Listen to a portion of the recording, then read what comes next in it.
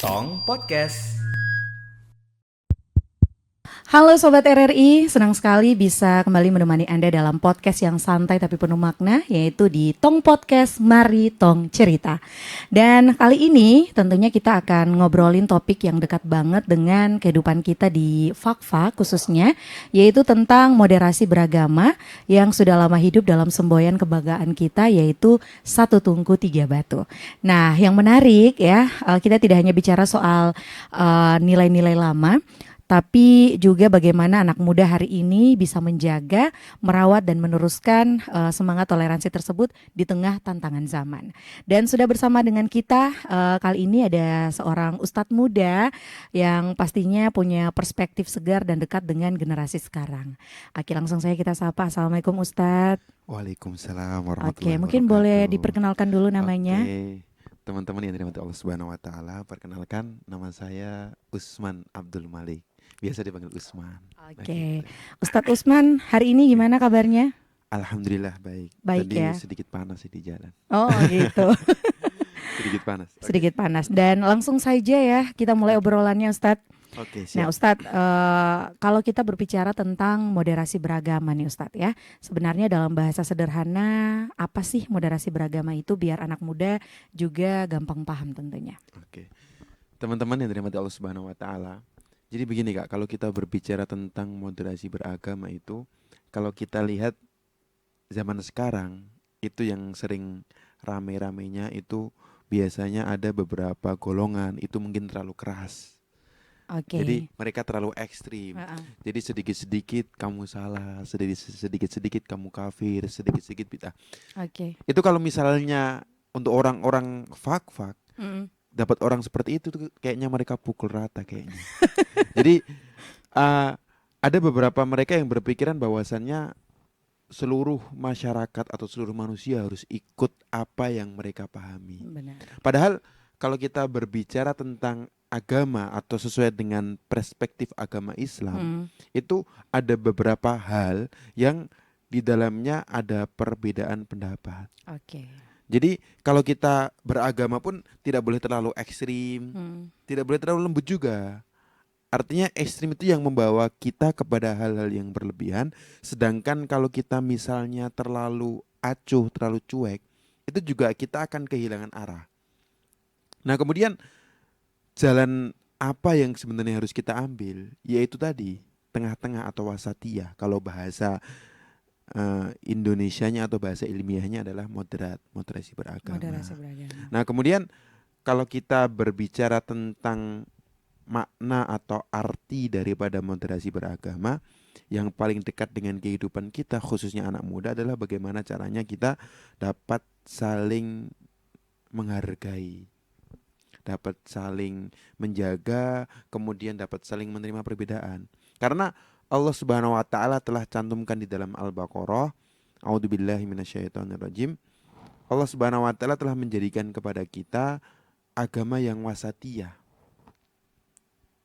Wasaton, umatan wasaton, sebagai umat yang wasat, yang tengah-tengah, tidak terlalu ekstrim, tidak terlalu lombo juga kalau bahasa fak-fak, tidak Oke. terlalu lemah juga. Nah, yang demikian itu akan menimbulkan sikap di dalam kepribadian kita khususnya anak-anak muda itu dapat saling menghargai, dapat saling menghormati, mungkin antar agama ya, walaupun di dalam surah Juz 30 itu kan disampaikan surah Al-Kafirun lakum dinukum waliyadin, agamamu agamamu, agamaku agamaku. Artinya, ya sudah kita saling menghargai saja, jalan sama-sama, tidak boleh saling menghujat, tidak boleh saling menghardik, tidak boleh saling menjatuhkan. Itu yang disebut dengan moderat atau Moderasi moderasi beragama. Ya beragama. tentunya ada porsinya masing-masing lah. Intinya jangan sampai berlebih-lebihan, ekstrim kanan, dan jangan sampai terlalu lemah dalam masalah iman. Begitu. Karena efeknya juga berat Kak. Kalau misalnya kita terlalu lemah, itu nanti kita bisa kehilangan arah iman kita. Begitu. Kalau terlalu lemah ya. Kalau terlalu lemah, Kalau terlalu berlebihan gimana Ustaz? ekstrim juga. Ekstrim. Artinya kita gampang menghakimi orang, gampang menuduh seseorang Hmm. yang tidak benar agamanya, kita gampang menjudge orang, kamu Oke. salah, kamu inilah. itu kalau dapat orang Fak-Fak itu bisa dipukul itu. Begitu. Oke Ustadz. Nah, Fak-Fak punya semboyan satu tungku tiga batu Iya. Ustadz. Nah, menurut Ustadz nih, apa makna terdalam dari filosofi ini dalam kehidupan sehari-hari Ustadz? Mm-mm. Jadi teman-teman yang dirahmati Allah Subhanahu wa taala, kalau kita berbicara tentang satu tungku tiga batu, kalau berbicara hal ini sebenarnya lebih banyak orang yang paham harusnya daripada saya. Cuman saya menyampaikan sedikit apa yang kami dapatkan, sedikit apa yang kami baca. Ada beberapa orang yang mengatakan bahwasannya satu tungku tiga batu itu adalah sebuah lambang kebersamaan antara agama Islam, agama Kristen, dan agama Katolik ya. Iya. Nah, jadi kalau diibaratkan dalam filosofi tersebut, seandainya agama itu jatuh satu, maka tungku itu tidak akan berdiri. Iya benar Jadi Ustadz. tungku itu diibaratkan, difilosofikan sebagai keberagaman atau adat kehidupan masyarakat. Tiga agama itu yang menopang tungku tersebut. Nah, kalau kita lihat fenomena kehidupan nyatanya, ada beberapa keluarga itu mereka menjaga filosofi tersebut. Satu keluarga ada tiga agama, Kak. Kadang mereka menghormati, mereka punya hari raya, mereka menghormati saudaranya punya hari raya, dengan catatan mereka tetap menjaga batasan-batasan yang ada. Iya, benar, Ada Ustadz. hal-hal yang tidak bisa kita masuk di dalam ranah tersebut, ada hal-hal saudara kita yang tidak masuk pada ranah tersebut. Dan itu bagi orang-orang Fak-Fak itu sudah menjadi hal yang lumrah, menjadi hal yang biasa, mereka saling menghormati hal itu. Kayak misalnya contohnya paling dekat dengan kita kemarin yang terjadi ibadah bulan Ramadan. Iya, tarawih, Kita lihat Ustadz, ya. bagaimana kita sholat taraweh. Dijaga. Kemudian saudara-saudara kita yang menjaga keamanan. Kita sholat Idul Fitri, saudara-saudara kita yang menjaga keamanan. Nah, disitulah ranah kebersamaannya. Artinya antar agama itu ada saling menghormati, saling menjaga. Dan alhamdulillah Kak, saya dapatkan di sini tidak pernah dan semoga tidak terjadi. Tidak ada ceritanya perang antar agama. Disitulah kuatnya filosofi satu tungku tiga batu di Fak-Fak yang menjaga kerukunan atau kebersamaan antar agama. Nah, kemudian ada versi yang lain Kak, ada beberapa pendapat yang lain yang sempat saya tanyakan. Tiga batu itu artinya adalah agama, adat, dan pemerintahan ya. Jadi antar tiga unsur ini itu yang mendapatkan atau membentuk jiwa kerukunan dan kebersamaan bagi masyarakat. Jadi antar agama, kemudian pemerintahan, adat itu tidak bisa dipisahkan. Jadi pemerintahan itu jalan didukung oleh adat dan dilapisi oleh agama agar berjalan dengan baik. Artinya ketika tiga unsur itu tidak diaplikasikan di dalam kehidupan kita, maka ada yang kurang dan perlahan akan runtuh. Dan saya perhatikan sampai sekarang, alhamdulillah tiga hal tersebut masih masyarakat Kabupaten Fak-Fak itu masih pegang. Masih pegang. Antara pemerintah mereka, bagaimana mereka menjalankan sisi kepemerintahan dengan baik, dengan maksimal, mereka bekerja sesuai dengan mereka punya passion di situ, mereka dapat bekerja dengan nyaman. Di sisi lain, selain mereka menjalankan pemerintahan, mereka juga menghormati adat yang ada. Mereka mendengar perkataan orang tua-tua, kemudian mereka selalu menghormati tokoh-tokoh adat. Setiap kegiatan pemerintahan pasti mereka melibatkan yang namanya adat. Disitulah letak kita saling melengkapi, kemudian masyarakat di sini sering menjaga hal itu. Tidak lupa juga mereka memegang erat keyakinan agama. Artinya antara pemerintahan, adat, dan agama itu menjadi satu. Tidak ada yang bertentangan, tidak ada yang sampai melewati pada batas-batas tertentu. Nah, disinilah makanya kami katakan bahwasanya filosofi tersebut dapat mengantarkan kepada kita tentang bagaimana kita berusaha untuk mewujudkan moderasi beragama di dalam kehidupan kita. Oke Ustadz. Begitu. Nah kalau yang Ustadz lihat nih sekarang, menurut Ustadz, apakah nilai-nilai satu tungku tiga batu ini masih kuat di kalangan anak muda Fak-Fak Ustadz? Kalau saya perhatikan terkait tentang kehidupan anak muda di masyarakat di Kabupaten Fak-Fak, itu terkait dengan filosofi tersebut, mereka masih erat dan memegang keyakinan tersebut. Artinya antara adat mereka masih pegang. Bukti nyatanya adalah kita sering lihat Kak. Jadi beberapa acara itu saya perhatikan ada teman-teman kayak misalnya tarian penyambutan, Oke. kemudian kayak ada tarian-tarian adat. Hmm. Itu bahkan pelakunya anak-anak muda. Anak muda. Artinya di situ mereka masih memegang erat tentang adat.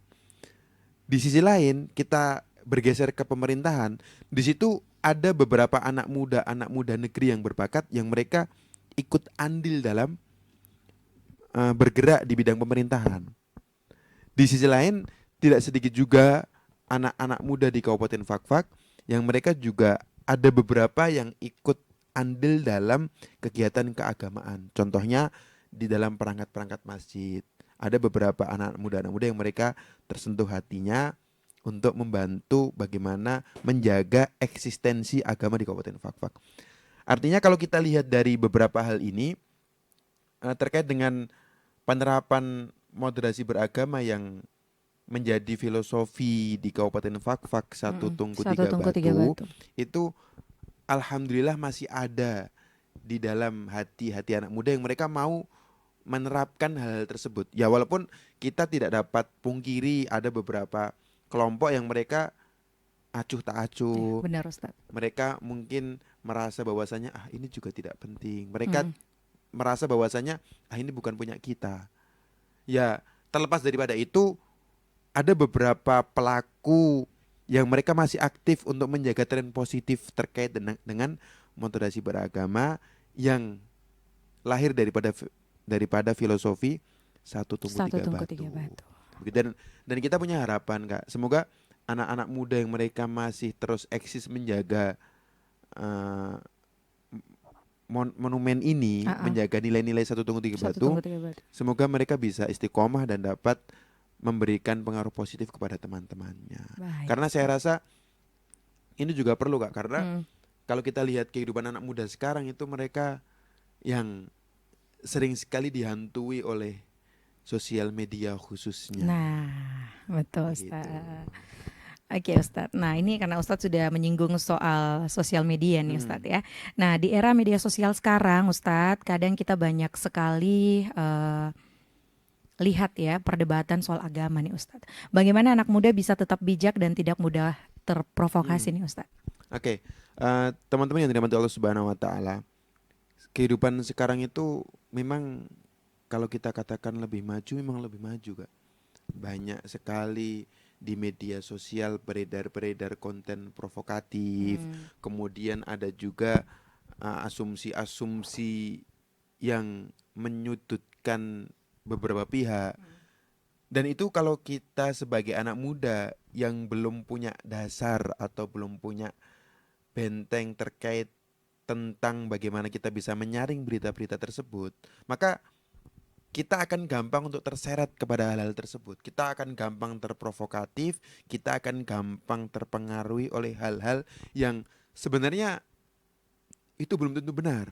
Karena kalau kita perhatikan di media sosial Kak, ada beberapa hal itu yang mereka mungkin karena atas dasar kebencian, atas dasar ketidaksukaan kepada satu pihak, akhirnya mereka menyebarkan berita-berita yang seharusnya itu tidak pantas untuk disampaikan kepada halayak. Dan itu kita tidak dapat mungkiri itu. Kita tidak dapat membendung hal tersebut karena itu sudah menjadi zaman kita. Itu sudah menjadi hal yang lumrah bagi kita. Nah kemudian tugas kita sekarang bagaimana menyampaikan kepada para anak muda, mereka membentengi dirinya sendiri. Yang pertama adalah mereka tahu bahwasannya hal-hal seperti itu untuk menumbuhkan rasa kedewasaan di dalam diri kita, artinya kita bijak dalam bersosial media. Benar Ustaz. Kalau kita rasa itu perlu untuk kita cari tahu, ya cari tahu pada sumber yang betul. Tanyakan kepada ahlinya misalnya, kemudian tanyakan kepada tokoh yang bersangkutan, kemudian bisa ditanyakan kepada orang yang mungkin menyampaikan hal tersebut. Nah dari sikap bijak itu melahirkan kepada diri kita, kita tidak dapat gampang menjudge. Ada satu konten provokatif yang masuk, kita nggak gampang menjudge hal itu, Kenapa? Karena kita sudah punya dasar bahwasanya kita harus bijak dalam bersosial Bersosial media. media, benar Ustadz. Nah, kalau dalam bahasa Arabnya adalah tabayun. Tabayun. Tabayun. Kita tanyakan, cari kebenarannya. Kalau benar is oke lah. Mencari tahu dulu ya sesuatu. Mencari tahu dulu yang Hmm. terpenting. Jangan sampai kita ikut-ikutan menjadi pelaku yang menyebarkan berita-berita yang hoak. Hmm. Terlebih berita itu adalah menyudutkan satu pihak atau satu hal.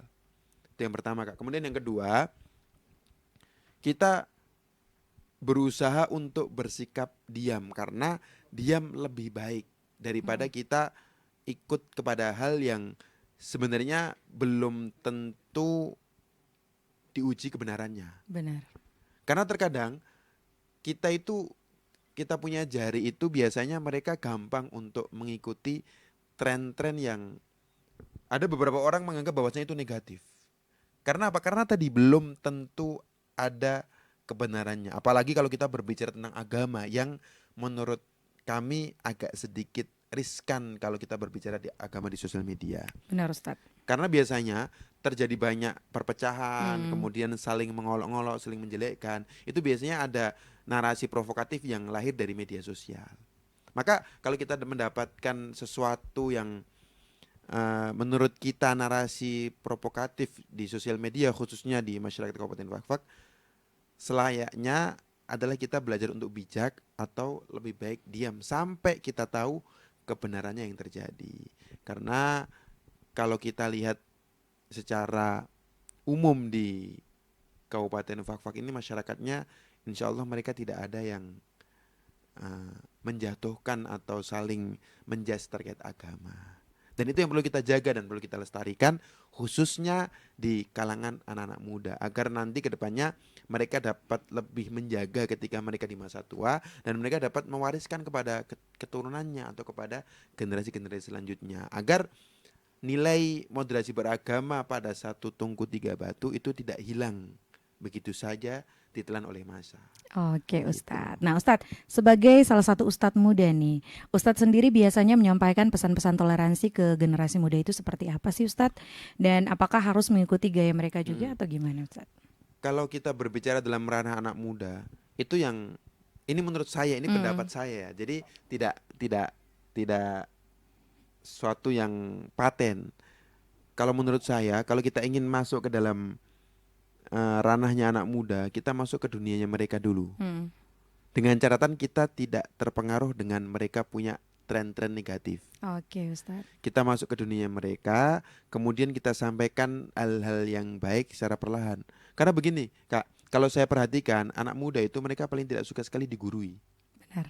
Mereka paling tidak suka sekali digurui. Jadi seandainya kita objek kita anak muda, kemudian kita panggil, kita ceramah dari assalamualaikum sampai waalaikumsalam, itu mereka tidak akan mendengar. Karena mereka merasa untuk digurui. Jadi selama yang kami jalani untuk masuk ke dalam ranah anak muda, yang pertama adalah kita masuk ke dunia mereka tanpa harus kita mengikuti tren negatif dari mereka. Ada hal-hal yang negatif, kita cukup membatasi diri. Hmm. Jangan sampai kehadiran kita itu justru kita terwarnai oleh hal-hal negatif mereka. Kalau bisa kita yang menjadi warna yang berbeda, datangnya kita menjadikan pelangi itu lebih indah. Artinya kita datang sebagai pelangi Oke untuk Ustadz. memperindah kehidupan mereka. Nah kemudian kalau kita dapati hal-hal yang mungkin tidak sesuai dengan kita punya pengetahuan, atau mungkin secara pemerintahan, secara adat, secara agama ada yang nyeleweng atau ada yang tidak sesuai, kita sampaikan dengan baik-baik. Jangan sampai kita menjudge mereka punya sikap bahwasannya sikap itu tidak baik, sikap itu disalahkan oleh agama, kamu berbuat dosa.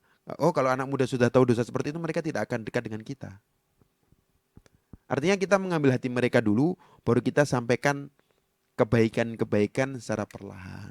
Karena sekali lagi anak muda itu mereka paling tidak sekali digurui, paling tidak suka sekali kalau digurui, dan anak muda paling tidak suka sekali dijudge sikapnya.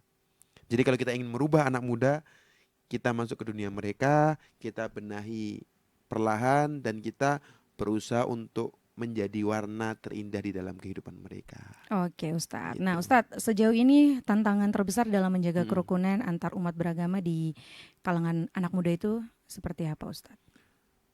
Kalau kita berbicara tentang usaha kita untuk menjaga kerukunan di kalangan anak muda, khususnya di Kabupaten Fakfak, itu menurut kami pribadi tidak ada hal yang lebih sulit kecuali kita menyampaikan kepada mereka tentang perkara-perkara yang bajik, perkara-perkara yang benar.